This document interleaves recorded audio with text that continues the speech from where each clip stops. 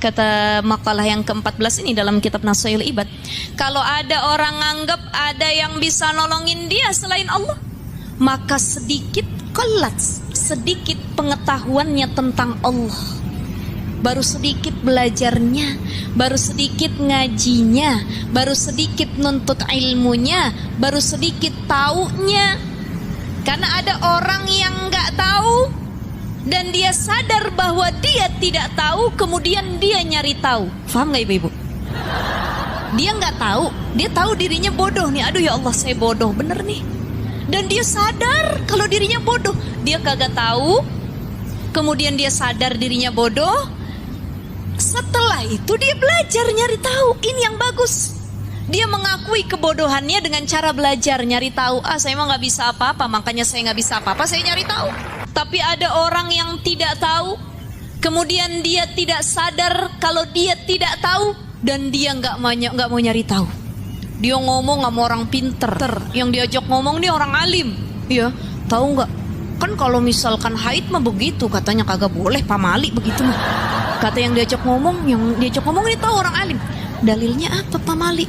Wah, kalau kita mah kata orang tua dulu, kagak usah dalil-dalilan katanya ya, dan lain sebagainya. Oh, ini dia sudah tidak tahu, dia nggak sadar kalau dia nggak tahu, sok tahu, kagak mau nyari tahu. Ya Allah, ada lagi. Jadi ini yang pertama tadi apa ibu-ibu? Ada orang nggak tahu, kemudian dia punya kesadaran bahwa dia nggak tahu dan dia mencari tahu. Yang kedua, dia kagak tahu, dia kagak sadar dia kagak tahu, dan dia kagak mau nyari tahu. Dia tahu, dia alim, dia tahu, tapi dia nggak sadar kalau dia tahu, kemudian dia tidak mau mengamalkan ilmu yang dia miliki. Ada orang pinter bu, alim.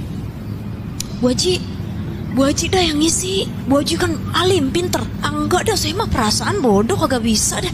Bisa Bu Haji, beneran ada Bu Haji yang baca Quran, Bu Haji yang baca Quran. Kagak enak suara saya, enak, Masya Allah. Mirip sama Kori Internasional. Tapi dia nggak sadar kalau dia punya potensi, kemampuan, kepintaran, dan dia nggak mau berusaha untuk mengamalkan yang dia tahu, gitu.